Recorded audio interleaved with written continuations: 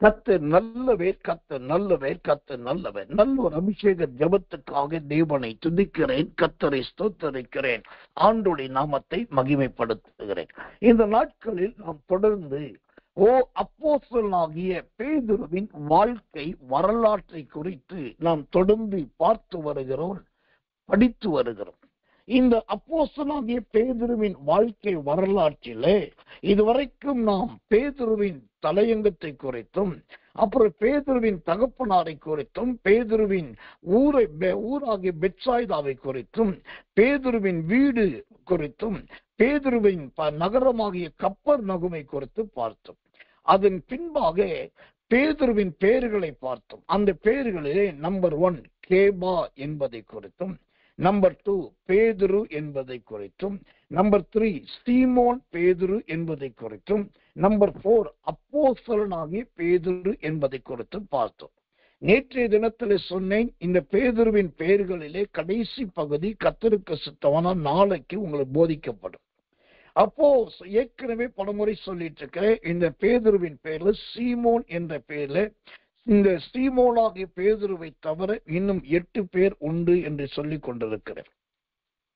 இன்றைக்கு அந்த சீமோன்களை குறித்துதான் கர்த்தருடைய கிருபையை முன்னிட்டு நாம் பார்க்க போகிறோம். இந்த சீமோன் என்ற பெயரிலே புதிய ஏற்பாட்டிலே ஆண்டவருடைய கிருபையினாலே 9 பேர்கள் இருக்கிறார்கள். அதாவது அப்போஸ்தலனாகிய பேதுருவின் பெயரும் சீமோன், அந்த சீமோனை தவிர இன்னும் 8 சீமோன்கள் வேதத்திலே உண்டு. இந்த தேவ செய்திக்கு ஆதாரமாய் வேதத்திலிருந்து ஒரு வசனத்தை வாசிக்கிறேன்.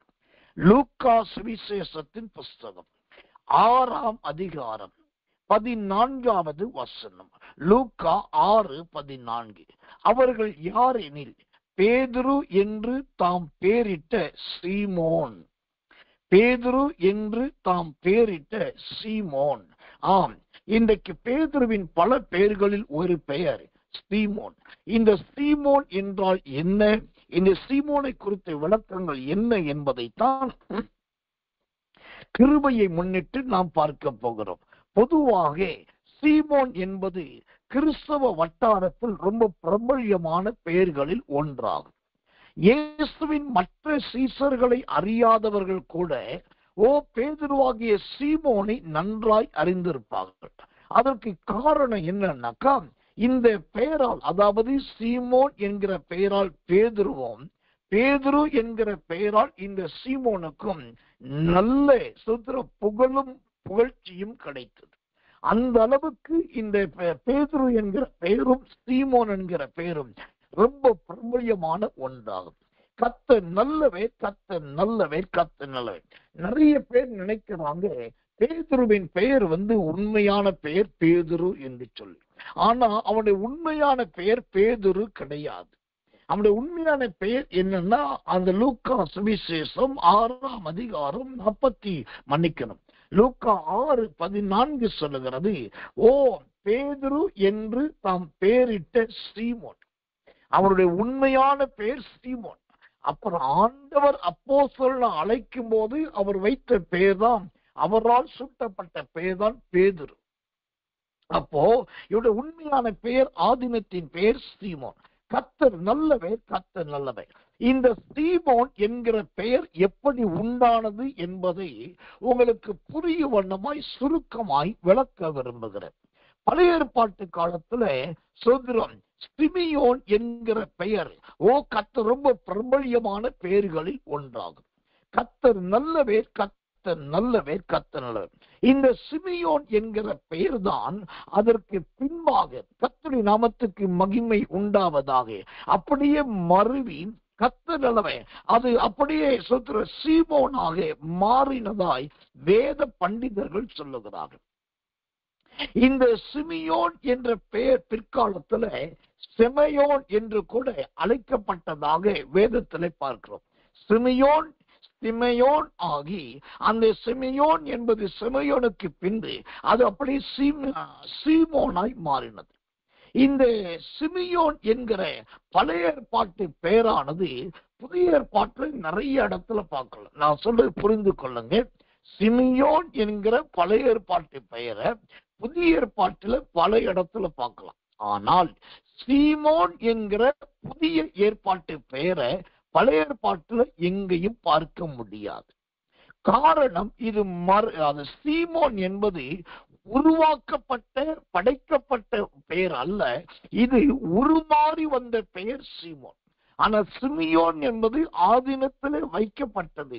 அதனாலதான் அது பழைய ஏற்பாட்டிலும் புதிய ஏற்பாட்டிலும் இடம்பெறுகிறது. ஆனா சீமோன் என்கிற பெயரோ அது பழைய ஏற்பாட்டிலே கிடையாது, புதிய ஏற்பாட்டிலே மாத்திருந்தான். கர்த்தருடைய நாமத்துக்கு மகிமையும் தயவும் உண்டாவதாக. இப்போ இந்த சிமியோன் சீமோனாய் மாறினது. அந்த சீமோன் என்கிற பெயர் தான் பேதுருவாய் மாறினது. சரி, இப்போ இந்த சிமியோன் சீமோனாய் மாறினது, இது இதோட முடிஞ்சிருச்சா அப்படின்னாக்கா அதுதான் கிடையாது.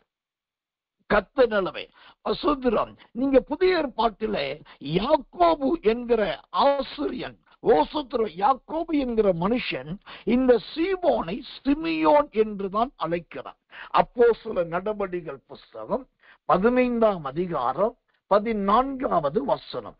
அப்போஸ்தலர் 15:14வது வசனத்தை வாசிக்கிறேன், ஜெபத்தோடு கவனியுங்கள். கர்த்தர் நல்லவர்.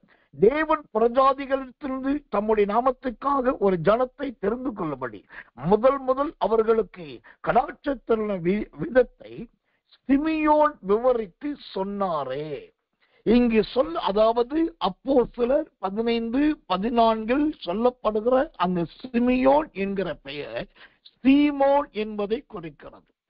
கர்த்தர், அந்த சீமோனை இந்த யாக்கோபு சிமியோன் என்றுதான் சொல்லுகிறார். அப்படியானால் இந்த சீமோன் என்கிற பெயர் எந்த அளவுக்கு பிரபல்யமாய் இருந்திருக்கிறது, முக்கியமாய் இருந்திருக்கிறது என்பதை கவனிங்க.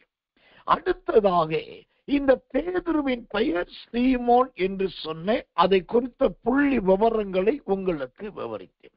இப்போ சீமோன் என்றால் என்ன அர்த்தம்? சீமோன் என்றால் அதன் அர்த்தம் என்னவென்றால் அதுக்கு 2 அர்த்தம் சொல்லப்படுது. சீமோன் என்றால் ஒன்று கேள்வி என்று அர்த்தம், 2வது கேட்கிறவன் என்று அர்த்தம். சீமோன் என்றால் கேள்வி அல்லது கேட்கிறவன்.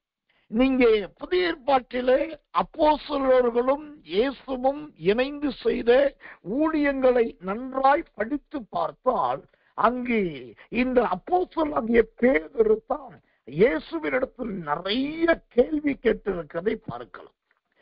இவன் கேட்ட கேள்விகள் தான் அதே அநேகமா இருக்கும் என்று சொல்லி நான் நம்புகிறேன், விசுவாசிக்கிறேன். அந்த அளவுக்கு இவன் கேள்வி கேட்கிறது மாத்திரமல்ல, இவன் பேரே சீமோன் என்பதால் அது கேள்வியாகவும் அது கேட்கிறதாகவும் இருந்தது. கர்த்தருடைய நாமத்துக்கு மகிமையும் கிருபையும் தயவும் உடலும். இப்ப பேதுரு இவ்வளவு கேள்வி கேட்கிறாரே, ஏன் அப்படி கேட்டார்னாக்கா அதற்கும் வேதம் அழகான பதில் கொடுக்கிறது. ரோமர் புஸ்தகம் 10ஆம் அதிகாரம் 17வது வசனம். ரோமர் 10ஆம் அதிகாரம் 17வது வசனத்தை வாசிக்கிறேன், ஜெபத்தோடு கவனிங்கள். ஆதலால் விசுவாசம் கேள்வியினாலே வரும், கேள்வி தேவனுடைய வசனத்தினாலே வரும். அப்ப கேள்வி கேட்பது, கேள்வியோ அல்லது கேட்பதோ தவறே கிடையாது.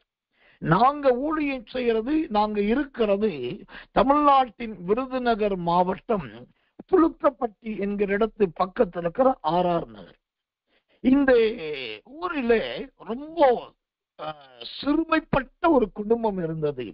செல்வராஜ் என்று சொல்லக்கூடிய பெயரையுடைய ஒரு மீனவர். அவர் ஒரு நாளைக்கு 5 கிலோ இல்ல 6 கிலோ மீன் எடுத்துக்கிட்டு ஒரு சின்ன சைக்கிளை வச்சுக்கிட்டு அந்த குட்டி சைக்கிளை உட்காந்து சுற்றி சுற்றி சுற்றி விற்பாரு. அதுல ஒரு நாளைக்கு மிஞ்சி மிஞ்சி போனா 100 ரூபாயிலிருந்து ஒரு 200 ரூபாய் அப்பதான் கிடைக்கும். அதை வச்சு அவரும் அவருடைய மனைவியும் புசித்தார்கள். அந்த அவ்வளவு வறுமைக்கு மத்தியில அவருடைய பேரனும் கூட இருந்தான்.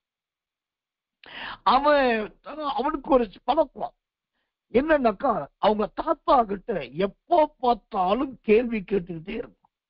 எங்கேயாவது ஸ்கூலுக்கு போகும்போது இல்லாட்டி கேம்பஸ் போகும்போது இந்த தாத்தாவோட எங்கேயாவது வெளியில போகும்போது பாத்தீங்கன்னா எதை பார்த்தாலும் கேள்வி கேட்கறதா அவனுக்கு வேலை. ஆனா இவரும் சலிக்க மாட்டார், தயங்க மாட்டார், எல்லாத்துக்கும் பதில் சொல்லிக்கிட்டே வந்தார். இப்படி கேள்வி கேட்டு அதுக்கு தாத்தாவும் பதில் சொன்னதுனால இது அவனுடைய சிந்தையிலே அதிகமா இருதயத்துல பதியப்பட்டு இப்ப பாத்தீங்கன்னா நல்ல ஒரு வக்கீலாக அவன் வேலை பார்க்கிறான். ரொம்ப குறைவுள்ள குடும்பம், ஒரு நாளைக்கு 100 ரூபாய் 200 ரூபாய் சம்பாதிக்கிற குடும்பம். அதுல இருந்து அவன் கேட்ட கேள்வியே அவனுக்கு அறிவையும் திறமையும் உண்டாக்கி இப்ப சிறந்த ஒரு வக்கீலாக இருக்கு. அப்ப ஏன் சொல்றேன்னா, சீமோன் என்று சொன்னால் ஒன்று கேள்வி அல்லது கேட்கிறவன் என்ற அர்த்தம். ஏன்னா தேவனுடைய ஞானமே கேள்வியினால் தான் வருகிறது. கர்த்தர் நல்லவர், கர்த்தர் நல்லவர், கர்த்தர் நல்லவர். இந்த சோத்திரம் சீமோனாய் இந்த பேதுரு இருக்கும் போது அவன் சோத்திரம் மீன் பிடிக்கிற தொழில் செய்கிறவனாய் இருந்திருக்கிறான். ஓ பேதுருவாய் அல்ல, ஓ சீமோனா இருக்கும் போது மீன் பிடிக்கிறதா இவருடைய பிரதான தொழிலா இருந்திருக்கிறது. மார்க்கு சுவிசேஷம் 1ஆம் அதிகாரம் 16வது வசனம். மார்க்கு 1:16 வாசிக்கிறேன், ஜெபத்தோடு கவனிங்கள். கர்த்தர் அவர் கலிலேயா கடலோரமாய் நடந்து போகையில் மீன் பிடிக்கிறவர்களாயிருந்த சீமோனும் அவன் சகோதரன் அந்திரேயாவும் கடலில் வலை போட்டு கொண்டிருக்கிற போது அவர்களை கண்டார். இப்போ இவன் பேதுருவாய் இருந்தது, சீமோன் பேதுருவாய் இருந்தது, கேபாவாய் இருந்தது, அப்புறம் சோத்திரம் அப்போஸ்தலனாகிய பேதுருவாய் இருந்தது. ஒவ்வொரு பெயரின் போதும் ஒவ்வொரு விதத்துல இருந்திருக்கிறான். அதிலே சீமோனா இருக்கும் போது அவன் செய்த தொழில் மீன் பிடிக்கிற தொழில். கர்த்தருடைய நாமத்துக்கு மகிமையும் கிருபையும் தயவும் உண்டாவதாக. அது மாத்திரமல்ல, இவன் கடலில் இறங்குனாக்கா அந்த கடலுடைய ஆழத்தை சொல்லுவான், கடலின் அலைகளை வைத்து கணக்கு சொல்லுவான், கடலின் காற்றினுடைய பெயர்களை சொல்லுவான், கடல்ல எங்க பாறை இருக்குது, எங்க குன்று இருக்குது, எந்த இடத்துல கப்பல் அல்லது படகு தட்டாமல் போகும் என்கிற எல்லா முன் அனுபவமும் நுணுக்கமும் நிறைந்தவன் தான் இந்த பேதுரு என்று சொல்லப்பட்ட சீமோன். கர்த்தர் நல்லவர், கர்த்தர் நல்லவர். இயேசு கிறிஸ்து உயிர்த்தெழுந்த பின்பு கூட இந்த சீமோனுக்கு தான் ஒரு பெரிய காரியத்தை செய்ததாக நாம் பார்க்கிறோம். யோவான் சுவிசேஷத்தின் புத்தகம் 21ஆம் அதிகாரம் 4, 5, 6வது வசனங்களை வாசிக்கும் போது வாசிக்கிறேன். யோவான் 21, 4, 5, 6. விடியற் காலமான போது இயேசு கரையிலே நின்றார். அவரை இயேசு என்று சீசர்கள் அறியாதிருந்தார்கள். இயேசு அவர்களை நோக்கி, பிள்ளைகளே, புசிக்கிறதுக்கு ஏதாவது உங்களிடத்தில் உண்டா என்றார். அதற்கு அவர்கள் ஒன்றுமில்லை என்றார்கள். அப்பொழுது அவர், நீங்கள் படவுக்கு வலதுபுறமாக வலையை போடுங்கள், உங்களுக்கு அகப்படும் என்றார். அப்படியே அவர்கள் போட்டு திரளான மீன்கள் அகப்பட்டதினால் அதை இழுக்க மாட்டாது இருந்தார்கள். கர்த்தர் நல்லவர், கர்த்தர் நல்லவர், கர்த்தர் நல்லவர். இப்போ இயேசு கிறிஸ்து உயிர்த்தெழுந்த பின்பு கூட இந்த சீமோன் மீன் பிடிக்கிற காரியத்துல திரளான மீன்களை கொடுத்துதான் ஆசீர்வதிக்கிறான். அப்போ இவன் பின்வாங்கிட்டான்.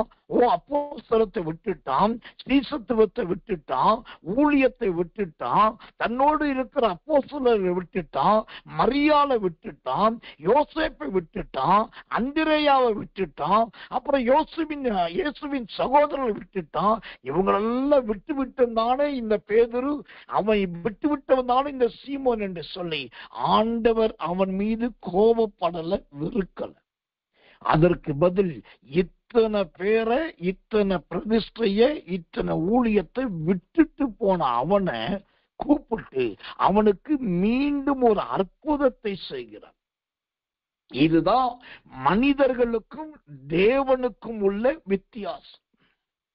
மனுஷர்கள் எப்படி தெரியுமா, தவறுகளை மட்டும்தான் மனசுல ஆழமா பதிச்சுக்குவாங்க.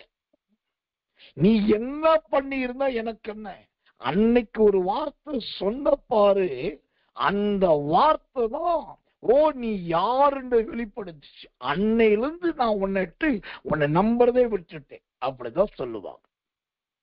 ஆனா ஆண்டவர் பாருங்க, இத்தனை பிரதிஷ்டை, இத்தனை ஊழி எல்லாத்தையும் விட்டுட்டு போன அவனுக்கு மீண்டும் பார்க்கும் போது அவனிடத்தில் கோபப்படாமல் அழகான அற்புதத்தை செய்கிறான். இந்த நல்ல இருதயம், நல்ல ஜீவியம் நம்முடைய வாழ்க்கையிலும் காணப்பட வேண்டும். கர்த்தர் நல்லவர், கர்த்தர் நல்லவர், கர்த்தர் நல்லவர். தேவனுடைய நாமத்துக்கு மகிமை உண்டாவதாக. இந்த சீமோன் அவன் முழு நேர ஊழியத்துக்கு வராமல் அல்லது கர்த்தர் அளவர் அப்போஸ்தலனாய் முழுமையாய் பயன்படுத்தப்படாமல் இருக்கும்போது கூட, சீமோனாய் இருக்கும் போதே தன்னுடைய படகை கர்த்தருடைய ஊழியத்துக்கு கொடுத்ததாகவும் பார்க்கலாம். லூக்கா சுவிசேஷத்தின் புஸ்தகம் 5ஆம் அதிகாரம் 3 மற்றும் 6வது வசனங்கள். லூக்கா 5ஆம் அதிகாரம் 3 மற்றும் 6வது வசனங்கள். அப்பொழுது அந்த படகுகளில் ஒன்றில் ஏறினார். அது சீமோனுடையதாய் இருந்தது. ஆமென். இவன் சீமோனாய் இருக்கும் போதே ஊழியத்துக்கும் ஊழியம் செய்கிற இயேசுவுக்கும் உதவி செய்கிற நல்ல ஒரு சீமோனாய் இருந்திருக்கிறார். கர்த்தருடைய நாமத்துக்கு மகிமை உண்டதாய். இங்க ஒரு காரியத்தை நீங்க நல்லா கவனிக்கணும். லூக்கா சுவிசேஷம் 5ஆம் அதிகாரத்துல அவன் அந்த படகை கர்த்தருடைய ஊழியத்துக்கு கொடுத்தான். ஊழியத்துக்காக கொடுத்தான் பாருங்க. கொடுத்த படகை ஆண்டவர் திரும்ப சும்மா கொடுக்கல. தமிழ்நாட்டுல முன்ன ஒரு நல்ல பழக்கம் இருந்துச்சு. வயதான பெண்களுக்கு அது தெரியும். என்னன்னாக்கா, நம்ம வீட்டுல இருந்து ஒருத்தர் குழம்பு கொஞ்சம் வாங்கிட்டு போறாங்க பக்கத்து வீட்டுக்கு. அப்ப நம்ம இல்லாட்டி நம்மளே கொண்டு போய் ஒரு கிண்ணத்துல ஒரு குழம்பு, இல்லாட்டி ஒரு காய், இல்லாட்டி ஒரு ஸ்வீட்டு, ஏதோ ஒரு பொருளை கொடுத்துட்டு வர்றோம். இப்ப அதை வாங்கிட்டவங்க என்ன செய்வாங்க, சாப்பிட்டுட்டு ருசி பார்த்துட்டு இவங்க கொண்டு வந்த பொருள், அந்த கிண்ணம், அந்த பாத்திரம், இல்லாட்டி பையி திரும்ப கொண்டா கொடுக்க வரும். கொடுக்க வரும்போது இவங்க வெறுமையா கொண்டு வர மாட்டாங்க. அவங்க ஏதோ கொடுத்து விட்டாங்கல்ல, நம்ம வெறும் பாத்திரத்தை கொடுக்க கூடாதுன்ட்டு உள்ள கொஞ்சம் அரிசியை போட்டு கொடுப்பாங்க, இல்லைன்னா கொஞ்சம் பயறு போட்டு கொடுப்பாங்க, இல்லைன்னா வீட்டுல இருக்கிற ஏதோ ஒண்ணு போட்டு காலி பாத்திரத்தை கொடுக்காம ஏதோ ஒண்ணு போட்டுதான் கொடுப்பாங்க. இதுதான் தமிழர்களுடைய பாரம்பரியம். அதே மாதிரிதான் இந்த சீமோன் கர்த்தருடைய ஊழியத்துக்கு தன் படகை கொடுத்தான். அந்த படகுல ஏறி ஊழியம் செய்த ஆண்டவர் மீண்டும் அந்த படகை அந்த பேதுருவுக்கு கொடுக்கும் போது எப்படி கொடுத்தார் பாருங்க. அந்த லூக்கா 5ஆம் அதிகாரம் 6ஆம் வசனம் சொல்லுகிறது, அந்தபடியே அவர்கள் செய்து தங்கள் வலை கிழிந்து போகத்தக்கதான மிகுதியான மீன்களை பிடித்தார்கள். அல்லேலூயா.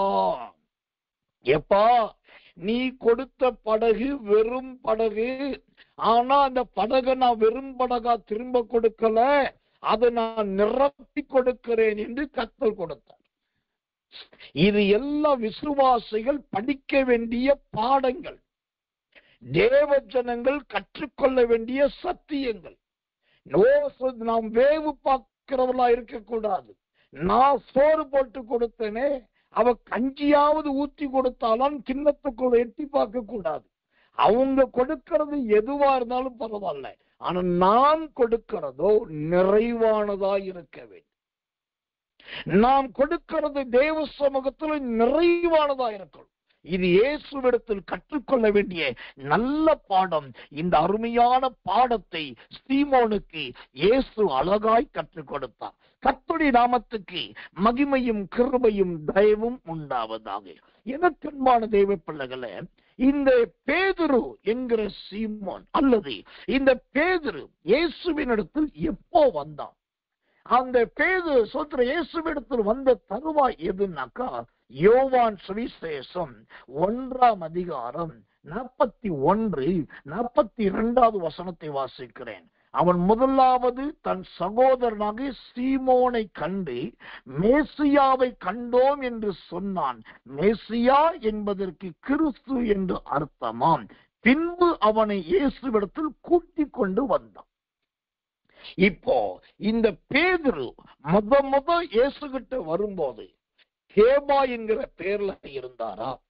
சீமோன் பேதுரு என்கிற பேர்ல இருந்தாரா? பேதுரு என்கிற பேர்ல இருந்தாரா? அப்போஸ்தலனாகிய பேதுரு என்கிற பேர்ல இருந்தாரா?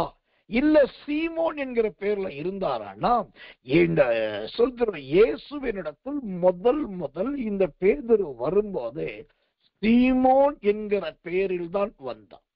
அப்பதான் இந்த மனுஷனை ஆண்டவர் தேர்ந்தெடுத்திருக்கிறார். இப்போ இந்த செய்தியை கேட்கிற எனக்கு மிகவும் அன்பான விசுவாச தேவ பிள்ளைகளை, நாம் ஆண்டவருக்குள் வரும்போது நம்முடைய பேரும் இப்படிதான் சீமோனா இருந்திருக்கும். ஆனா வந்த பின்பு நாம் வேதாகமத்தின் பெயர், ஆவிக்குரிய பெயர் அல்லது ஊழியக்காரர்கிட்ட பெயர் அல்லது தீர்க்கதரிசிகள் சொன்ன பெயரை வைத்து தேவனை மகிமைப்படுத்துகிறோம். ஆனால் இந்த பேதுரு இயேசுவிடத்தில் முதல் வரும்போதே அவன் சீமோனா இருக்கும்போதுதான் அழைக்கப்பட்டதாக யோவான் 1 அதிகாரம் 41-42 வசனங்கள் ரொம்ப தெளிவாய் சொல்லுகிறது. கர்த்தர் நல்லவர், கர்த்தர் நல்லவர், கர்த்தர் நல்லவர். எனக்கன்பான தேவ பிள்ளைகளே, இப்போ இந்த சீமோன் ஆண்டவர்கிட்ட வந்தாச்சு. ஆண்டவர்கிட்ட வந்த உடனே அவன் பேர் அப்படி டக்குன்னு மாறுது. எப்படி டக்குன்னு மாறுது? இதுக்கு முன்னாடி சொந்த சகோதர அந்திரையா சீமோன் என்கிறான், ஊரார் சீமோன்றாங்க. இப்போ இயேசு கிட்ட வந்த உடனே என்ன ஆயிடுச்சு? சீமோன் பேதுரு என்று பேர் மாறிடுச்சு. அவனுடைய டக்குன்னு பேரு சீமோன் பேதுரு ஆயிடுச்சு. இந்த சீமோன் என்ற பெயர் பேதுரு சேர்த்து சீமோன் பேதுரு ஆயிடுச்சு. இப்போ சீமோன் என்றால் என்ன அர்த்தம், பேதுரு என்றால் என்ன அர்த்தம் என்று சொன்னால், சீமோன் என்று சொன்னால் இயேசு இல்லாத மனுஷன் என்று அர்த்தம். பேதுரு என்று சொன்னால் இயேசு உள்ள மனுஷன் என்று அர்த்தம். இன்னும் புரியும்படி சொல்ல போனா, மனம் திரும்புவதற்கு முன், மனம் திரும்பின பின். முந்தின பேதுரு சீமோனா இருந்தான், பிந்தின பேதுரு பேதுருவாய் மாறிவிட்டான். அதன் பின்பு அவருடைய நடவடிக்கைகள் எல்லாமே கிறிஸ்துவை சார்ந்ததாய் இருந்தது. அப்போ அதுதான் சீமோன் என்பது பழைய ஜீவியத்தையும் பேதுரு என்பது புதிய ஜீவியத்தையும் காண்பிக்கிறதா இருக்கிறது. கர்த்தர் நல்லவர், கர்த்தர் நல்லவர். இந்த ஜீவியம் மாறினதற்கு அவனுடைய, அதாவது அப்போஸ்தலனாகிய பேதுருடைய நிருபத்திலேயே அழகான ஒரு வசனம் இருக்குது. 2 பேதுருவின் புஸ்தகம் 1 அதிகாரம் 4 வசனம். 2 பேதுரு 1:4. இச்சையினால் உலகத்தில் உண்டான கேட்டுக்கு தப்பி திவ்ய சுபாவத்துக்கு பங்குள்ளவர்கள் ஆகும் பொருட்டு மேன்மையும் அருமையுமான வாக்கு தத்தங்களும் அவைகளினாலே நமக்கு அளிக்கப்பட்டிருக்கிறது. ஆமென். சீமோனாக இருந்த மனுஷன் சீமோன் பேதுருவான உடனே இந்த 2 பேதுரு 1 அதிகாரம் 4 வசனம் சொல்றபடி அவனுக்குள் சுபாவம் என்ன ஆயிடுச்சுன்னா திவ்ய சுபாவமாய் மாறிவிட்டு, பேதுருவின் அழகான பழைய சுபாவங்கள் எல்லாம் போய், ஆக்ரோஷம் போய், ஆத்திரம் போய், ஐயோ படபடக்கிறது போய், அப்படியே அழகான திவ்ய சுபாவமாய் மாறிவிட்டான். இப்போ சுபாவம் திவ்யமாகிவிட்டது. இந்த திவ்யம் என்றால் என்ன? திவ்யம் என்பது எதை குறிக்கிறது? நீதிமொழிகளின் புஸ்தகம் 16 அதிகாரம் 10 வசனம். நீதிமொழிகள் 16:10 படிச்சு பார்த்தீங்கன்னா இந்த திவ்யத்துக்கு அங்கு அழகான ஒரு விளக்கத்தை பார்க்கிறோம். வாசிக்கிறேன். ராஜாவின் உதடுகளில் திவ்ய வாக்கு பிறக்கும், நியாயத்தில் அவன் வாய் தவறாது. இப்போ இந்த பழைய சீமோன் புதிய பேதுருவான உடனே அவன் சுபாவம் மாறுகிறது. அந்த சுபாவம் திவ்ய சுபாவமாகிறது. திவ்யம் என்று சொன்னால் நீதிமொழிகள் 16:10 சொல்லுகிறபடி அது நியாயத்தை குறிக்கிறது, நியாயத்தை காண்பிக்கிறதா இருக்கிறது. இந்த நேரத்திலே ஒரு காரியத்தை நான் சொல்ல விரும்புறேன். நீங்க செய்தி எடுக்கிறவங்களா இருந்தா, வேதத்தை போதிக்கிறவங்களா இருந்தா, இப்படி பெயருக்கு பெயர் அர்த்தம் சொல்லுகிறவங்களா இருக்கணும். அந்த அர்த்தத்துக்கு ஏற்ற வசனங்களை காட்டணும். ஒரு வசனத்திலிருந்து அதுக்குரிய விளக்கத்துக்கு இன்னொரு சொற்ற விளக்கத்தையும் காட்டணும். இப்போ ஒன்றோடு ஒன்று, ஒரு பெயரோடு கூட ஒரு விளக்கம், விளக்கத்தோடு ஒரு அர்த்தம், அர்த்தத்துக்கு ஒரு வசனம், அந்த வசனத்துக்கு ஒரு துணை வசனம் போட்டீங்கன்னா அதை அப்படியே வருஷப்படுத்தி பாருங்க, அழகான சங்கிலி கோர்த்ததை போல இருக்கும். கடந்து போகட்டும்.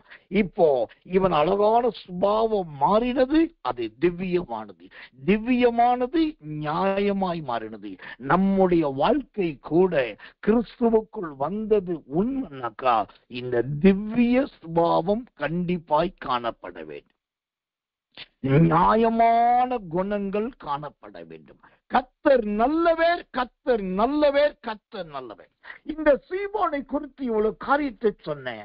ஆனா அதே சமயத்துல இந்த பேதுரு என்று சொல்லப்பட்ட சீமோன் இடத்துல அவனுடைய அறிக்கையை நீங்க படிச்சு பார்த்தீங்கன்னா ரொம்ப அதிர்ச்சியான ஒரு அறிக்கையாக இருக்கும்.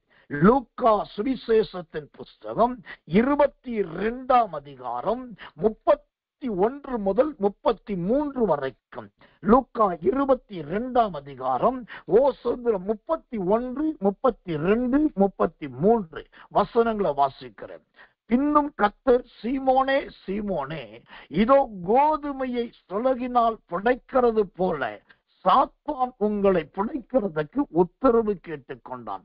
நானோ உன் விசுவாசம் ஒளிந்து போகாதபடிக்கு உனக்காக வேண்டிக் கொண்டேன். நீ குணப்பட்ட பின்பு உன் சகோதரரை ஸ்திரப்படுத்து என்றான். அதுக்கு அவன் சொல்றான் பாருங்க, 33ஆம் வசனம்.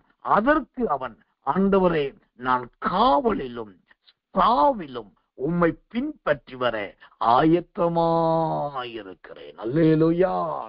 இந்த சீமோனா இருக்கிறவன் சொல்றான், அவனுடைய அறிக்கைய பாருங்க, ஆண்டவரே, என்னை பிடிச்சி ஜெயில போட்டாலும் சரி, இல்லாட்டி என்னை கொன்னு போட்டாலும் சரி, ஜெயில இருக்கும் போதும் என் உயிர் போகும்போது கூட உம்மை பின்பற்றுவேன். எவ்வளவு தைரியமான ஒரு வாக்குறுதி, எவ்வளவு தைரியமான ஒரு சவால். இன்றைக்கு விசுவாச தேவ பிள்ளைகளுக்குள் இப்படிப்பட்ட தைரியம் இருக்கிறதா என்பது கேள்விக்குரிய ஒன்றாயிருக்கிறது. இப்போது இருக்கிற ஊழியர்களுக்குள் இப்படிப்பட்ட தைரியமும் விசுவாசமும் இருக்குதா, நிலைத்து நிற்பீர்களா என்றால் அது ஆச்சரியத்துக்குரியதா இருக்குது. ஆனா சீமோன் சொல்றான், காவலிலும் சாவிலும் நான் உம்மை பின்பற்றி வருவேன். அதுல ஆண்டவர் பாருங்க என்ன மாதிரி பயமுறுத்துறாரு. சீமோனே சீமோனே, ஒண்ணு, கோதுமையை போல உன்னை சொலகுல புடைக்க போறாங்க. இரண்டாவது, சாத்தான் வந்து உன்னை புடைக்க போறான். மூணாவது, உன் விசுவாசம் ஒளிஞ்சு போக போகுது. நாலாவது, நீ குணப்பட வேண்டியது வரும். இத்தனையும் கர்த்தர் பயங்கரமானதை சொல்றாரு. அவ்வளவு பயங்கரமான வார்த்தை கேட்ட பிறகும் இந்த சீமோன் சொல்றான், ஆண்டவரே, காவலிலும் சாவிலும் நான் உம்மை பின்பற்றி வருவேன். இதுதாங்க மெய்யான கிறிஸ்தவ ஜீவியத்தின் அஸ்திவாரம். இதுதாங்க மெய்யான கர்த்தருக்காக வாழ்வதின் அடையாளம். நான் கிறிஸ்தவன் என்றோ கிறிஸ்தவன் என்றோ சொல்லுவதல்ல, ஆண்டவருக்காக ஜீவனை கொடுக்கவும் துணிந்தவர்களாய் இருக்க வேண்டும். இந்த அர்ப்பணிப்பு நம்முடைய வாழ்க்கையில காணப்படட்டும். கர்த்தர் நல்லவர், கர்த்தர் நல்லவர், கர்த்தர் நல்லவர். இவ்வளவு நேரம் பேதுரு என்று சொல்லப்பட்ட சீமோனை குறித்த ஆழங்கள், அர்த்தங்கள், ஆதாரங்கள், உபமானங்கள், ஓமைகள், வசனங்களை காண்பித்து பேதுரு என்று சொல்லப்பட்ட சீமோனை குறித்து இப்ப இனி நாம் கற்க போவது என்ன, எதை படித்துக் கொள்ள போகிறோம்? சீமோன் என்று பெயரிடப்பட்ட புதிய ஏற்பாட்டில மட்டும் இந்த பேதுருவை தவிர சீமோன் என்று பெயரிடப்பட்ட மற்ற 8 சீமோன்கள் இருக்கிறார்கள். அந்த 8 சீமோன்கள் யார் என்று உங்களுக்கு நான் சொல்ல கர்த்தருக்குள் பிரயாசப்படுகிறேன். கர்த்தர் நல்லவே, கர்த்தர் நல்லவே, கர்த்தர் நல்லவே. சோதரம் மத்தேயு சுவிசேஷம் 10ஆம் அதிகாரம் 4ஆம் வசனம் லூக்கா சுவிசேஷம் 6ஆம் அதிகாரம் 15ஆம் வசனம், அப்போஸ்தலர் 1ஆம் அதிகாரம் 13ஆம் வசனம். இந்த 3 வசனங்களை வாசித்து பார்த்தீங்கன்னா, முதலாவது கானானியன் என்று சொல்லப்பட்ட சீமோன், கானானியனாகிய சீமோன். இவன் அந்த நாட்களில யூதர்களுக்குள் இருந்த ஒரு சுதேச கட்சி ஒண்ணு இருந்துச்சு. அந்த சுதேச கட்சியை சேர்ந்தவன் தான் இந்த கானானியனாகிய சீமோன். இவனுக்கு கர்த்தர் நல்ல இன்னொரு பேர் இருந்துச்சு. என்ன பேர்னா, கிரேக்க பாஷையில செலோத்தே அப்படின்ற ஒரு பெயரும் இந்த கானானிய சீமோனுக்கு இருந்தது. கர்த்தர் நல்லவர், கர்த்தர் நல்லவர், கர்த்தர். இவன் முதலாவது சீமோன். இரண்டாவது சீமோன். இந்த இரண்டாவது சீமோனை குறித்து மத்தேயு சுவிசேஷம் 13ஆம் அதிகாரம் 55ஆம் வசனமும், மார்க்கு சுவிசேஷம் 6ஆம் அதிகாரம் 3ஆம் வசனம் படிச்சு பார்த்தீங்கன்னா, இவன் கர்த்தராகிய இயேசுவின் சகோதரர்கள்ல ஒரு சீமோனா இருக்கு. அதாவது யோசேப்புக்கும் மரியாளுக்கும் பரிசுத்த வித்தினாலே பரிசுத்தாவினால் பிறந்தவர் இயேசு கிறிஸ்து. அதன் பின்பு அந்த யோசேப்பு மரியாளுடைய வித்தினாலே பரிசுத்தம் கணவன் மனைவிடைய உறவினாலே பிறந்த சில சகோதரர்கள் இருக்கிறார்கள். அவர்களில் ஒருவன் தான் இந்த இயேசுவின் சகோதரனாகிய சீமோன். இந்த சீமோனை குறித்து அவர் வளர்ந்த ஊர்ல இந்த சீமோனை குறித்து அதிகமாய் சொல்லப்படுகிறது. கர்த்தர் நல்லவே, கர்த்தர் நல்லவே. அந்த ஊர் மக்கள் இந்த இயேசுவின் சகோதரனாகிய சீமோனை குறித்து, இவன் மரியாளின் யோசேப்பின் குமாரன் அல்லவா என்று சொல்லுகிறார்கள். காரணம், கர்த்தர் நல்லவே, கர்த்தர் நல்லவே. யாக்கோபு, யோசே, யூதா போன்றவர்கள் இந்த இயேசுவின் சகோதரர்கள் என்று அழைக்கப்பட்டார்கள். அதிலே இந்த சீமோனும் ஒருவன். இந்த சீமோனுக்கு சகோதரிகளும் இருந்ததாக வேதத்தில் ஒரு பகுதியும் சரித்திரத்தின் பல இடத்திலும் கூட நாம் பார்க்கலாம். அப்போ இந்த கர்த்தராகிய இயேசுவின் சகோதரன் என்று சொல்லப்படுகிற இந்த சீமோன் இரண்டாவது சீமோன். மூன்றாவது சீமோன் மத்தேயு சுவிசேஷம் 26ஆம் அதிகாரம் 6வது வசனம், லூக்கா 14ஆம் அதிகாரம் 3ஆம் வசனம், யோவான் 12ஆம் அதிகாரம் 1 முதல் 3 வரை. இதை நீங்க படிச்சு பார்த்தீங்கன்னா, இங்கே பெத்தானியாவில் குஷ்டரோகியா இருந்து சுகமான ஒரு சீமோன். பெத்தானியா ஊரை சார்ந்தவன். அங்க குஷ்டரோகியா இருந்து ஆண்டுடைய கிருபையினால் சுகமானவன். இவனுடைய வீட்டில ஆண்டவர் பந்தி இருந்தார். அங்க பந்தி இருக்கும் போதுதான் ஒரு ஸ்திரீ வெள்ளைக்கல் பரணி என்கிற பரிமள தைலத்தை கொண்டு வந்து இயேசுவின் சிரசிலே ஊற்றினார். நல்லா கவனிக்கணும், இயேசுவின் சிரசிலே ஊற்றினார். இந்த சுவிசேஷம் எங்கு பிரசங்கிக்கப்பட்டாலும் இந்த ஸ்திரீயை குறித்து பிரசங்கிக்கப்படும் என்று சொல்லப்பட்ட அந்த வார்த்தை இந்த பெத்தானியா குஷ்டரோகியா இந்த சுகமான சீமோனுடைய வீட்டில் இருந்தா சொல்லப்பட்டது. இந்த பெத்தானியாவின் சகோதரன் சீமோன் என்கிறவன் மூன்றாவது சீமோன். கர்த்தர் நல்லவே, கர்த்தர் நல்லவே, கர்த்தர் நல்லவர். நாலாவது சீமோன். நான்காவதாக கர்த்தருடைய நாமத்துக்கு மகிமையும் கிருபையும் தயவும் உண்டாவதாக. லூக்கா சுவிசேஷம் 7ஆம் அதிகாரம் 36 முதல் 50 வரைக்கும் உள்ள வசனங்களை வாசித்து பார்த்தீங்கன்னா, நாலாவது சிமியோனை குறித்து பார்க்கலாம். இந்த நாலாவது சிமியோனை குறித்து சொன்னா, இவன் பரிசேயனாகிய சிமியோன், பரிசேயனாகிய சீமோன் என்று பார்க்கிறோம். இந்த பரிசேயனாகிய சீமோனுடைய வீட்டிலே இயேசு பந்தி இருக்கும் போதுதான் ஒரு பாவியான ஸ்திரீ பரிமள தைலத்தை கொண்டு வந்து இயேசுவின் பாதத்திலே ஊற்றினான். நான் ஏற்கனவே சொன்னேன், கவனிங்கன்னு சொல்லி. அங்க ஒரு ஸ்திரீ தைலத்தை கொண்டு வந்து தலையில ஊத்துறான். இங்க ஒரு ஸ்திரீ தைலத்தை கொண்டு வந்து பாதத்துல ஊத்துறான். ஆனா இன்றைக்கு சில மேதாவிகள் அல்லது சட்டம் தெரிந்ததை போல சொல்லுகிறவர்கள் சில என்ன சொல்றாங்க, சோத்திரம் பெத்தானியா சீமோன் வீட்டில தைலம் தைத்த ஸ்திரியும் பரிசேயனாகிய சீமோன் வீட்டில் தைலம் தேய்த்த ஸ்திரீயும் ஒன்று என்கிறார்கள். ஆனா அது கிடையாது.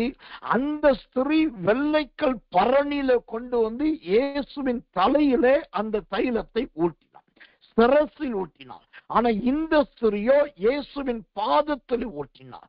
அது மாத்திரமல்ல, அந்த ஸ்திரீக்கும் இந்த ஸ்திரீக்கும் நிறைய வித்தியாசம் இருக்கிறதை நாம் நன்றாய் கவனிக்கலாம். கர்த்தர் நல்லவர். இதுக்கு முன்னாடி சொல்லப்பட்ட அந்த சீமோனுக்கும் இவனுக்கும் நிறைய வித்தியாசத்தை காண்பிக்கிறோம் பாருங்க. 2 பேருடைய பேரு ஒன்றுதான், ஆனா கர்த்தர் நல்லவை. இவர்களுடைய கிரியைகள் நிறைய வித்தியாசமாகும். ஒருத்தன் பரிசேயனாகிய சீமோன், இன்னொருத்தனும் சோதரம் பெத்தானியாவின் சீமோன். இந்த 2 பேருடைய இடமே அல்லது அவருடைய இனமே வித்தியாசமா இருக்குது. அதே சமயத்துல கர்த்தர் நல்லவன், கர்த்தர் நல்லவன். இங்கு பரிசேயன் என்கிற பெயர் 4 முறை வருது. அதே சமயத்துல அந்த பெத்தானியா அந்த சிமியோனை குறித்து சொல்லும்போது 3 முறை சொல்லப்படுகிறது. இதுல குஷ்டரோகியா இருந்து சுகமானவனுடைய வீட்டிலே தைலம் கொண்டு வந்து தேய்த்த ஸ்திரீ தலையிலே பூசுகிறாள். ஆனா பரிசேயனாகிய அந்த சீமோனுடைய வீட்டிலே தைலம் பூசினவள் பாதத்திலே பூசுகிறார். 2க்கும் நிறைய வித்தியாச வேறுபாடுகள் உண்டு. கர்த்தருடைய நாமத்துக்கு மகிமையும் கிருபையும் தயவும் உண்டாவதாக. இதெல்லாம் படிக்கும் போது 2ஐயும் ஒப்பிட்டு பார்க்கணும். இப்போ கொஞ்ச நாட்களாகத்தான், மன்னிக்கணும், கொஞ்சம் வருஷமாகத்தான் நான் ஒரு வேத பாடத்தை அதிகமா எடுக்கிறது இல்லை. என்னன்னா, ஒப்புமை வேத பாடம் என்று அடிக்கடி எடுப்பேன். முந்தின ஆதாம் பிந்தின ஆதாம், அப்புறம் 4000 பேருக்கு போஜனம், 5000 பேருக்கு போஜனம், அப்புறம் சுதந்திரம் யோனாவும் கர்த்தர் நல்லவை இயேசுவும், அப்புறம் யோனாவும் பேதுருவும். இப்படி நிறைய பேர் ஒப்பிட்டு நிறைய சுத்திர வேத பாடங்கள் ஒரு காலத்தை எடுத்ததுண்டு. அப்படி அந்த வேத பாடங்கள் எடுத்து 2க்கும் உள்ள வித்தியாசத்தை இணைச்சி காண்பித்த பின்பு ஜனங்களும் ஊழியக்காரர்கள் சொன்னார்கள், நாங்கள் இப்படி ஒரு காலம் யோசித்தது கிடையாது. ஆனா இவர்களோடு இவர்களை ஒப்பிட முடியும், இதோடு இதை இணைக்க முடியும் என்பது இப்பதான் தெரிகிறது. ஆனா அவங்க சொன்னாங்க, இது ரொம்ப கவனமா கவனிச்சா இந்த செய்தி சபைக்கு பிரயோஜனம் என்றாங்க. அதே போலதான் இந்த இயேசுவோடு கூட சீமோன்களை குறித்து சொல்லும் போது நீங்க கவனமா படிச்சீங்கன்னா கண்டிப்பா இந்த சீமோன்களுடைய வித்தியாசத்தை அழகா தெரிந்து கொள்ளலாம். இதுவரைக்கும் 4 சிமியோன்களை குறித்து கர்த்தருடைய கிருபையினாலே சொல்லி இருக்கிறேன். 1 கானானியனாகிய சீமோன், 2வது கர்த்தராகிய இயேசுவின் சகோதரனாகிய சீமோன், 3வது பெத்தானியாவின் குஷ்டரோகியா இருந்து சுகமடைந்த சீமோன், 4வது பரிசேயனாகிய சீமோன். கர்த்தர் நல்லவே. இப்ப 5வது சீமோனை குறித்து சொல்லுகிறேன். மத்தேயு சுவிசேஷம் 27ஆம் அதிகாரம் 32ஆம் வசனம் மற்றும் மார்க்கு 15:21, லூக்கா 23:26 இந்த வசனங்களை வாசித்து பார்த்தீங்கன்னா, சிரேனே என்று சொல்லப்பட்ட ஒரு ஊர், அந்த சிரேனே ஊரை சார்ந்த ஒரு சீமோனை இங்கு பார்க்கிறோம். இந்த சிரேனே என்கிற ஊரை சார்ந்த சீமோன் யாருன்னா, இவன்தான் இயேசு கிறிஸ்துவின் சிலுவையை சுமக்கும்படி பலவந்தம் பண்ணப்பட்டவன். ஆனால் இவனும் கொஞ்ச தூரம் இயேசுவின் சிலுவையை சுமந்து கொண்டு போயிருக்கலாம் அப்படின்னு எல்லாரும் சொன்னாங்க. அதுக்கு காரணம் என்னன்னா, சிலுவையை அவன் மேல் வைத்தார்கள் என்ற ஒரு வார்த்தை வேதத்துல பார்க்கிறோம். அப்ப சிலுவையை இந்த சிரேனே ஊர் சீமோன் மீது வைத்ததுனால கண்டிப்பா அவன் கொஞ்ச தூரம் சிலுவையை சுமந்திருப்பான். அப்போ இந்த நாட்களில இந்த சிரேனே ஊர் சீமோனை போலதான் நிறைய விசுவாசிகள், நிறைய சகோதரர்கள் இருக்காங்க. ஒரு காலத்துல விசுவாசிகள் இப்படி சிரேனே ஊர் சீமோனா இருந்தாங்க. ஆனா இந்த காலத்தில் விசுவாசிகள் கிடையாது, பல ஊழியக்காரர்கள் சிரேனே ஊர் சீமோனா இருக்கிறாங்க. ஏன் தெரியுமா? இந்த சிரேனை என்கிற ஊரை சார்ந்த இந்த சீமோன் கர்த்தர் நல்லவர் டவுனுக்குள்ள எருசலேமுக்கு வர்றான். அப்ப இயேசு சிலுவை சுமந்துட்டு போறாரு. அவர் தடுமாறுகிறார். அப்ப இவன் நல்ல உற்று கவனிக்க பார்த்துட்டு இவனை பிடிச்சி கொஞ்ச நேரம் சிலுவை சுமன்னு சொன்ன உடனே அவன் என்ன பண்றான்? வஸ்திரத்தை விட்டுட்டு அல்ல சுதந்திரம் கொஞ்ச தூரம் சுமந்துட்டு அந்த சிலுவை விட்டு ஓடி போயிடும். சிலுவையை சுமக்கிற இயேசுவை பார்க்க வந்தான். ஆனா சிலுவையை தொடர்ந்து சுமக்க அவனால் முடியல. இன்றைக்கு சில விசுவாசிகளும் சில ஊழியருடைய நிலைமையுமே இதுதான். ஆண்டவர் என்ன செய்கிறார்? ஆவியானவர் என்ன செய்கிறார்? இயேசு என்ன செய்கிறார்? யார் தீர்க்க தரிசனம் சொல்றாங்க? யார் அற்புத அடையாளம் செய்யறாங்க? இந்த பாஸ்டர் எப்படி சபை நடத்துறாரு? அந்த ஊழியக்காரர் எப்படி ஒரு செல்ல வச்சு இவ்வளவு பெரிய ஊழியம் செய்யறாருன்னு சொல்லி நிறைய பார்க்க வர்றாங்க. பார்த்துட்டு ஆச்சரியப்படுறாங்க. இவங்கெல்லாம் இப்படி செய்யறாங்களே, இவங்களால முடியுதுன்னு பிரமித்து அப்படியே தொடர்ந்து வர்றாங்க. ஆனா இப்போ ஒரு கட்டம் வரும்போது தொடர்ந்து வந்த இவர்கள் மீது ஒரு சிலுவை என்கிற பாரம் வந்த உடனே இவங்க பார்க்கிறாங்க, ஆகா நான் பார்க்கதான் வந்தேன், அதுதான் எனக்கு பிடிச்சிருந்துச்சு, ஆனா இப்ப எனக்கே ஒரு பாரம் வந்துருச்சுன்னு சொல்லி சிலுவையை விட்டு விட்டு உபத்திரவத்தை சகிக்க முடியாமல் பலர் பின்வாங்கி கொண்டிருக்கிறார்.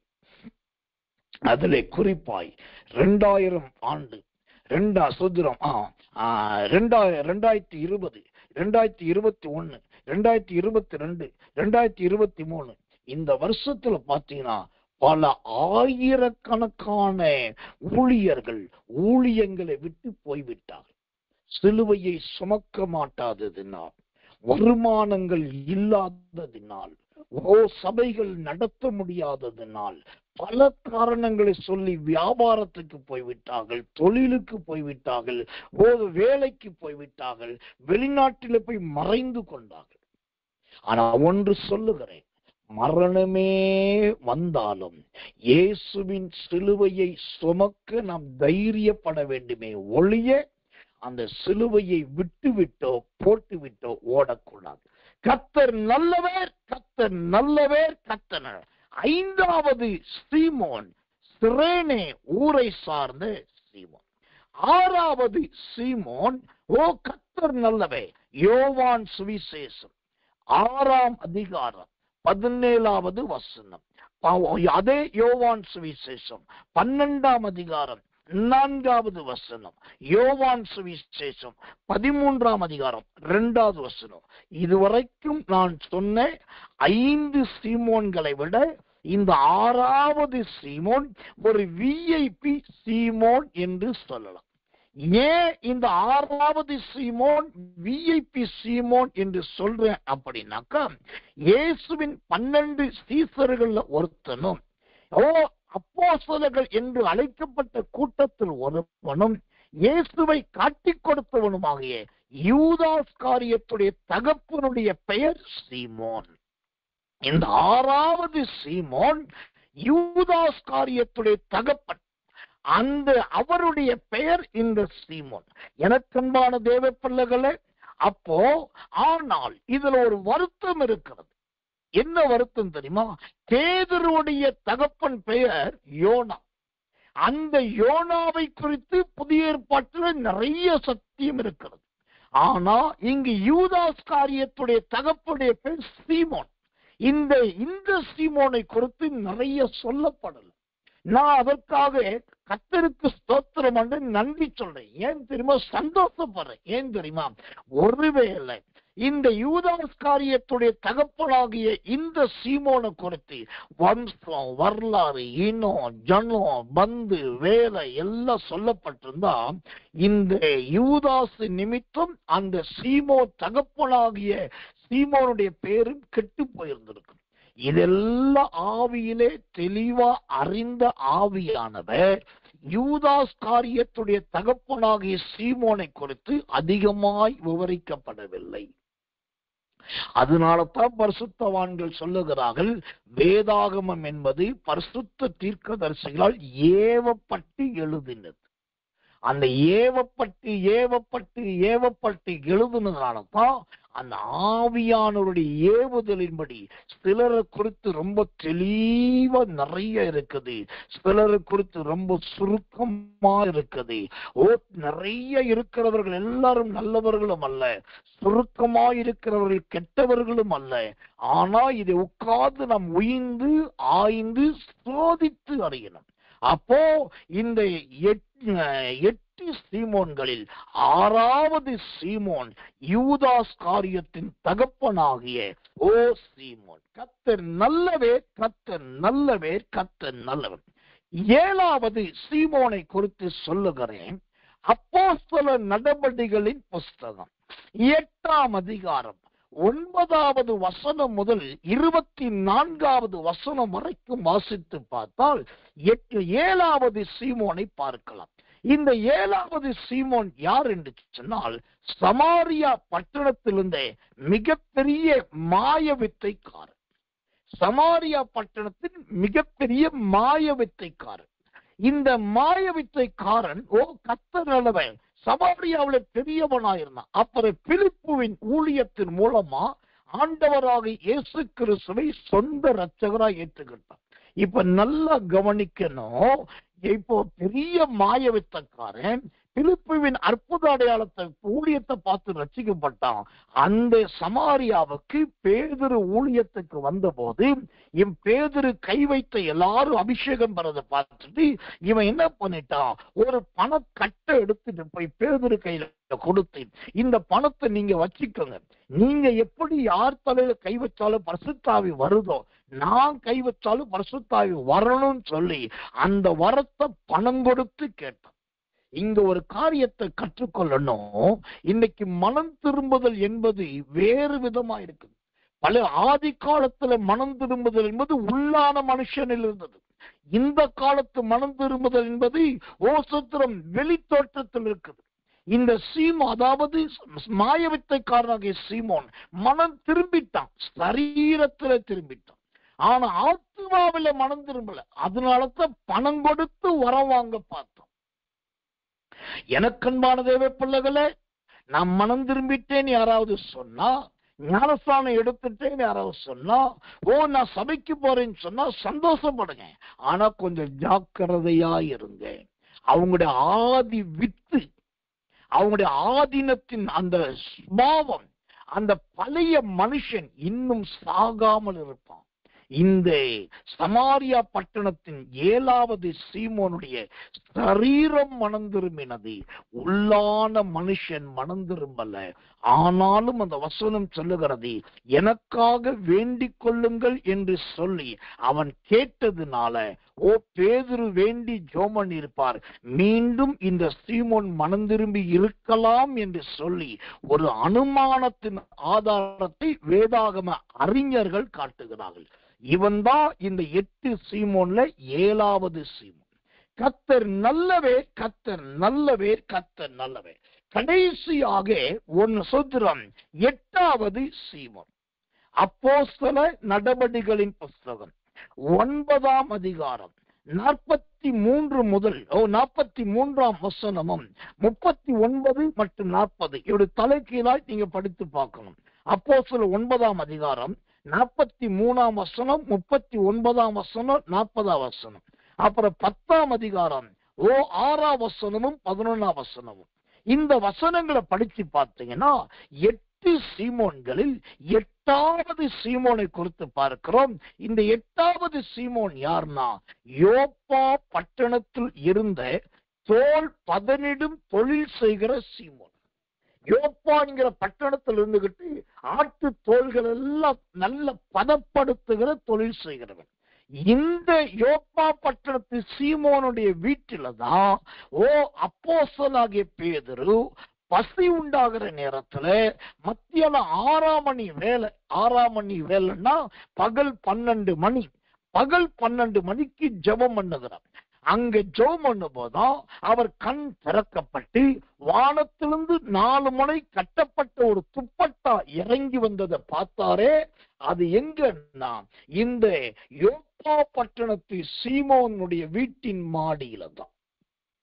அப்ப இந்த 8வது சீமோன் என்கிறவன் அப்போஸ்தலனாகிய பேதுருவுக்கு இணக்கமானவன், சிநேகமானவன், ஆவிக்குரிய நட்பு கொண்டவன். இவனுடைய வீட்டிலே ஜெபிக்கிறதுக்கு ஒரு வீடு இருந்த, ஒரு அறை இருந்தது. அந்த அறையில போய் யார் ஜெபித்தாலும் தரிசனம் கிடைத்தது. அந்த தரிசனத்தோடு கர்த்தருடைய வார்த்தையும் உண்டானது. இப்போ 8 சீமோன்களை குறித்து பார்த்தோம். அதில் 8வது சீமோனை பாருங்களேன். அவன் ஒரு தொழில் செய்கிறவனா இருந்தாலும் அவனுடைய வீட்டிலே மேலே ஜெபிக்கிறதுக்கென்று ஒரு அறை இருந்தது. அந்த அறையில போய் ஊழியக்காரரோ யார் ஜெபிச்சாலும் அங்க தரிசனம் கிடைக்குது, ஞான திருஷ்டி உண்டாகுது. ஒன்றுக்கும் சந்தேகப்படாமல் இறங்கி போ என்கிற கர்த்தருடைய சத்தம் வருது. அங்க யாராவது ஜெபிக்க ஆரம்பிச்சாங்கன்னாக்கா ஜெபிக்கிறவங்களை தேடி இன்னும் 3 பேர் வர ஆரம்பிச்சிடறாங்க. இப்ப முத இந்த யோப்பா பட்டணத்து வீட்டுல இந்த சீமோன் இருந்தான். சீமோனை பார்த்துட்டு பேதுரு வந்தார். பேதுருவை பார்த்துட்டு மத்த 3 பேர் வந்தாங்க. அந்த 3 பேரோடு கூட கொர்நேலியுவின் வேலையாட்கள் சில வந்தாங்க. இப்போ இதுதான் ஒரு அபிஷேகிக்கப்பட்ட வீட்டுக்கு அடையாளம். நான் சொல்லி முடிக்கிறேன். இன்னைக்கு கிறிஸ்தவர்கள் எல்லாருக்குமே வீடு இருக்குது, சொந்த வீடு இருக்குது, சொந்த மாடி வீடு இருக்குது, வாடகை வீடு இருக்குது, ஒத்தி வீடு இருக்குது, எப்படி ஒரு வீடு இருக்குது. ஆனா உங்க வீடு ஆசீர்வதிக்கப்பட்ட வீடுனா அதுக்கு ஒரு அடையாளம் என்ன தெரியுமா? உங்க வீட்டை தேடி சூத்திரம் கர்த்தரால் அனுப்பப்பட்ட நல்ல ஜெபிக்கிற பரிசுத்தவான்கள் வரணும். அந்த பரிசுத்தவான்கள் இருக்கிற வாசனை வீசி அந்த வாசனையை தேடி அதிகாரிகள், கொர்நேலியு போன்ற அதிகாரிகளுடைய ஆட்கள் வரணும். அந்த அதிகாரிகள் வர்றதை பார்த்துட்டு அவங்க கூட வேலைக்காரங்க வரணும். உங்க வீடு ஒத்தையிலேயே செத்த வீடு மாதிரி இருக்கக்கூடாது, யாராவது போக்கும் வரத்துமா இருக்கணும். இதையத்தான் அப்போஸ்தலர் நடபடிகள் 28ஆம் அதிகாரம் கடைசி 3 வசனத்துல பவுல் 2 வருஷம் வாடகை வீட்டுல இருந்தா அவன் வீட்டை தேடி ஜனங்கள் எல்லாரும் வந்தார்கள். தடையில்லாமல் சுவிசேஷத்தை பேசணும். இன்னைக்கு சில கிறிஸ்தவ வீடு மூடின கதவு மூடியதா இருக்குது, திறக்கிறதே கிடையாது. யாரோடு மைக்கும் கிடையாது, யாரோடு பேசுறது கிடையாது, யாரும் வர்றது கிடையாது, இவங்களையும் எங்கேயும் போறது கிடையாது. ஒரு கன்னித்தீவு மாறியத்தான். பத்ம தீவுல கூட தேவதூதன் வந்துட்டான், கர்த்தர் வந்துட்டார். ஆனா இவங்க இருக்கிறது கன்னித்தீவு. நம்முடைய வீடு அடைக்கப்பட்ட வீடுகளாய் அல்ல, தேவ மனிதர்களும் ஊழியர்களும் கர்த்தருடைய பிள்ளைகளும் போக்குவரத்து உள்ள வீடாய் இருக்க வேண்டும். அப்படி இருக்குதான் பாருங்க. இல்லன்னா இந்த அப்போஸ்தலர் நடபடிகள் 10ஆம் அதிகாரத்துல சோதரம் மன்னிக்கிற 9ஆம் அதிகாரம் 43 மற்றும் 39 வசனத்திலையும் 10ஆம் அதிகாரம் 6ஆம் வசனத்தில் சொல்லப்பட்ட ஆண்டவரே இந்த அருமையான யோப்பா பட்டணத்தின் சீமோனை போல எங்க வீட்டை மாற்று ஆண்டவரே. நல்ல ஜெபிக்கிற பரிசுத்தவான்கள் மட்டும் வரணும். கொர்நேலியுவின் உயர் அதிகாரிகள் அனுப்பப்பட்டவர்கள் வரணும். அவர்களோடு கூட வேலைக்காரர்கள் வரணும். என் வீட்டில பரிசுத்த ஆவி வரணும். என் வீட்டில தேவ தரிசனம் வரணும். என் வீட்டில தேவனுடைய சத்தம் வரணும். பரிசுத்த ஆவி வரணும். தேவ தரிசனம் வரணும். கர்த்தருடைய சத்தம் வரணும். இதெல்லாம் நிறைஞ்சதுதாங்க கர்த்தருடைய பிள்ளையின் வீடு. கடந்து போகட்டும். இப்போ இந்த பேதுருவின் பல பெயர்களிலே இன்றைக்கு நாம் பார்த்தது சீமோன் என்கிற பெயர். சீமோன் என்கிற பேதுருவை குறித்து நிறைய சொல்லிவிட்டு அந்த அப்போஸ்தலனாகிய சீமோனை தவிர இன்னும் 8 சீமோன்களை குறித்து பார்த்தோம். இவைகளை நீங்கள் குறித்திருப்பீர்கள், எழுதியிருப்பீர்கள், அல்லது ஆடியோ ரெக்கார்ட் பண்ணியிருப்பீர்கள் என்று கர்த்தருக்குள் நம்புறேன். இதை பண்ணினதோ குறித்ததோ எழுதினதோ வேஸ்ட். இதை திரும்ப நீங்க போட்டு கேட்கணும். திரும்ப உட்கார்ந்து வேதத்தோடும் இந்த ஆடியோ சத்தத்தோடும் ஒப்பிட்டு பார்க்கணும். திரும்ப ஒரு விஷயம் முழு செய்தியை ஜெபத்தோடு கேட்கணும். இது அப்படி ஒரு முறை, ஒரு 2 முறை 3 முறை நீங்க யூஸ் பண்ணாதான் இந்த தேவனுடைய வசனமும் வசனத்தின் விளக்கங்களும் உங்களுக்கு ஞான வெளிப்பாட்டை கொடுக்கும். கடைசியா சொல்லி முடிக்கிறேன். இவனுடைய ஆரம்ப ஊழியம் சீமோனாய் இருந்தது, மீன் பிடிக்கிறதாய். அதே சீமோன் இப்பொழுது யோப்பா பட்டணத்தின் சீமோனோடு கூட ஜெபிக்கிறதா இருந்தது. சீமோனும் ஒன்று சேர்ந்து விட்டார்.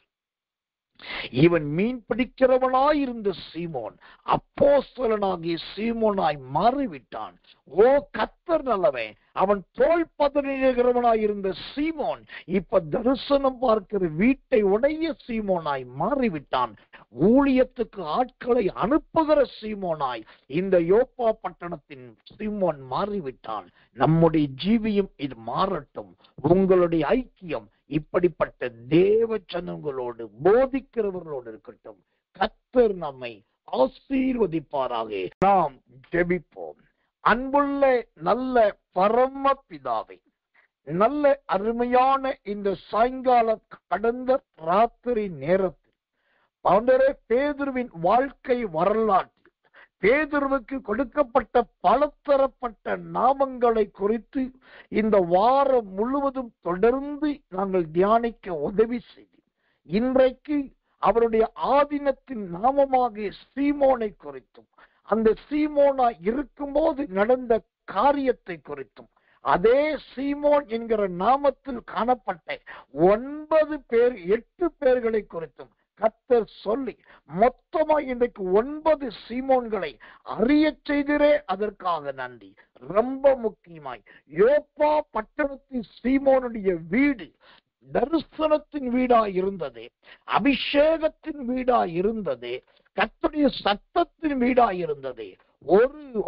பேதுரு வெளியே புறப்படவும் கொர்நேலியின் ஆட்கள் உள்ளே வரவுமாக அநேக தேவச்சனங்களுடைய வருகையுமாய் இருந்த வீட்டை போல இன்றைக்கு இந்த செய்தியை கேட்ட எல்லா விசுவாச தேவ பிள்ளைகளுடைய வீடு ஒரு திறக்கப்பட்ட வீடாய் இருப்பதாக, தரிசனங்கள் நிறைந்த வீடாய் இருப்பதாக, பரிசுத்த ஆவியின் அபிஷேகம் இவர்கள் வீடுகளில் காணப்படுவதாக, தேவ சத்தம் இரவிலும் பகலிலும் இவர்கள் காதுகளில் துணிக்கட்டும். ஆண்டவரே, கர்த்தர் தாமே தயை செய்வீராக.